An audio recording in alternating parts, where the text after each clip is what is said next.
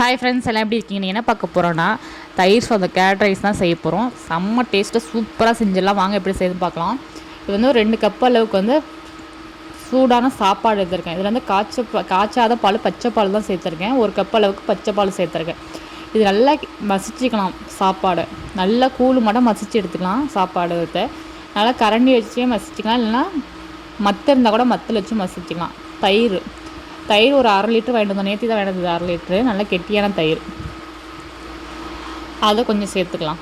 கொஞ்சம் கொஞ்சமாக சேர்த்துக்கலாம். ஃபஸ்ட்டு கொஞ்சம் சேர்த்து நல்லா கிடஞ்சி எடுத்துக்கலாம். நல்லா பார்க்கையில் கூழு மாட இருக்கணும் அந்த சாப்பாடு. அப்போ தான் அந்த கேரட் ரைஸு தயிர் சாதம் சூப்பராக இருக்கும். நான் கரண்டியடியே மசித்தேன். கரண்டி மசிக்க முடியலன்னு சொல்லிட்டு மத்தாடி கொஞ்சம் நேரம் நல்லா மசித்தேன். நல்லா கூழ் மட்டும் ஆக்கிட்டேன் நான் சாப்பாடை. இதே மாதிரி கிண்டிக்கிட்டே இருந்தோம்னா நல்லா நல்லா நம்ம வந்து சாப்பாடை வேக விடணும். அரை வேக்காடாக இருந்தால் நம்மளால் மசிக்க முடியாது. நல்லா கூழ் மட்டும் மசிக்கிறதுக்கு நல்லா வெந்துடணும் சாப்பாடு. அது மட்டும் இருந்தால் மட்டும்தான் அது வந்து கேரட் ரைஸு சூப்பராக இருக்கும். நான் கையில் வச்சு அதை மட்டும் அடுப்பில் தூக்கி வச்சுருந்தேன். நான் அடுப்பை பற்ற வச்சோன்னு நினச்சிடாதீங்க. அடுப்பெல்லாம் பற்ற வைக்கல. இதை வச்சு நான் செய்யலாம்னு சொல்லிட்டு, கொஞ்சம் உயரமாக இருக்குது, ஹைட்டாக இருக்குதுன்னு சொல்லிட்டு இதில் வச்சு நான் வந்து மசித்தேன்.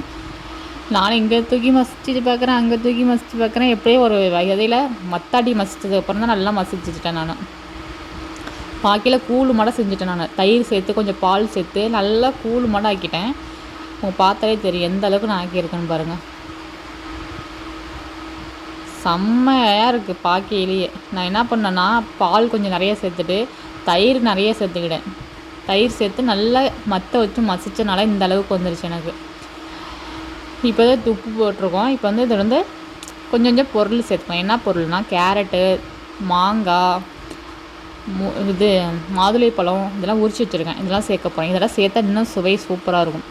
இன்னும் இதில் என்ன மிஸ் பண்ணிட்டேன்னா, இஞ்சி போடணும். இஞ்சி இப்போ ஏன் போடலைன்னா, அது வந்து போடுறதெல்லாம் போடலாம், நான் போடாமல் விட்டுட்டேன். இஞ்சி எனக்கு பிடிக்காதனால போடலை. இப்போது மாங்காவும் கேரட்டும் பொடியாக கட் பண்ணி வச்சுருக்கேன். பொடிசாக கட் பண்ணி அதை சேர்த்துருக்கேன்.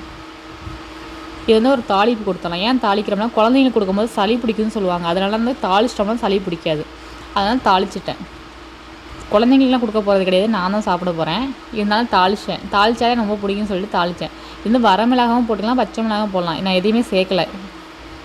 ஏன் சேர்க்கலாம், கொஞ்சம் காரமாக இருக்கும், நல்லா தான் இருக்கும், சேர்த்துக்கலான்னு பார்த்தேன். நான் போடுறதுக்கு மறந்துட்டேன். நீங்கள் போடுறதா போட்டுக்கலாம். வரமிளகா வந்து இது மாதிரி வறுத்து போட்டுக்கலாம், பச்சை மிளகாவும் போட்டுக்கலாம். நான் தான் போடுறதுக்கு மறந்துட்டேன். அதுக்கப்புறம் சாப்பிடும் போது ஏதோ ஒரு மிஸ் ஆகுது அப்புறமாட்டி ஐயோ வரமிளகா போடலையே அப்படின்னு நினச்சேன். தாளிச்சாச்சா. அடுத்தது நான் என்ன பண்ண போகிறேன்னா, மாதுளை பழத்தை இப்படி மேலாப்பில் மலைச்சாறு மட்டும் தூவி விடலாம். மாதுளைப்பழம் போட்டு சாப்பிடும்போது இந்த பல்லில் கடிப்படும் போது செம்ம டேஸ்ட்டாக இருக்கும். சாப்பாடோடு சேர்த்து சாப்பிடும்போது சூப்பராக இருக்கும். மாதுளைப்பழம் நல்லா நம்ம தேவையான அளவு இன்னும் போட்டுக்கலாம், இன்னும் எக்ஸ்ட்ரா கூட போட்டுக்கலாம். சாப்பிடும்போது போட்டுக்கலான்னு ஒரு ஓரமாக வச்சிட்டேன். அதுக்கப்புறம் மேலாப்பில் கொத்தமல்லி தழை தூவிட்டுக்கலாம். அதுக்கப்புறம் இதுக்கு ஒரு சீக்ரெட் என்னென்னா, நம்ம வந்து பொரித்த வெங்காயம் நல்லா எண்ணெயில் விட்டு பொரித்து வச்சுருக்கேன் நான் வெங்காயத்தை, அதை போட்டுக்கலாம். முந்திரி சேர்த்துக்கலாம், அதெல்லாம் நான் சேர்க்கல.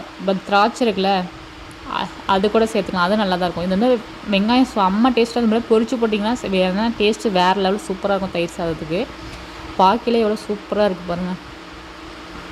உப்பு லைட்டாக பத்தாத மடைஞ்சு உப்பு போட்டுட்டேன் நான் இடையில. செம்ம டேஸ்ட்டாக செம்மையாக இருந்துச்சு. அது வெயிலுக்கு இதமாக சூப்பராக தொண்டையில் இறங்கும்போது அப்படியே குளிர்ச்சியாக அப்படியே செம்மையாக இருந்துச்சுங்க. உண்மையிலேயே சூப்பர் டேஸ்ட்டு தயிர் சாதம்.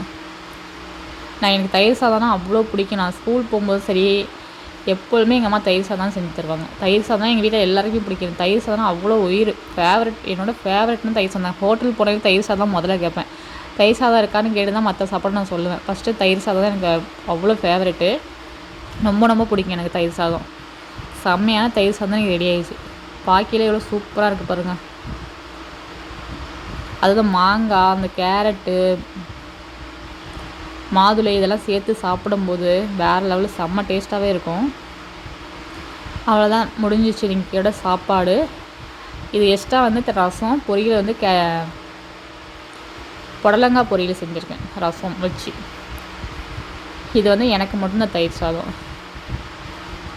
செம்ம டேஸ்ட்டு. நீங்களே ட்ரை பண்ணி பாருங்கள், உங்களுக்கு பிடிக்கும். பிடிக்காதவங்க யாருமே கிடையாது தயிர் சாதத்துக்கு. அது உருளைக்கிழங்கு சைடிஷாக சாப்பிட்டா வேறு லெவலாக இருக்கும். நான் டேஸ்ட்டு பார்க்குறேன் பாருங்கள், எவ்வளோ சூப்பராக இருக்குது பாருங்கள்.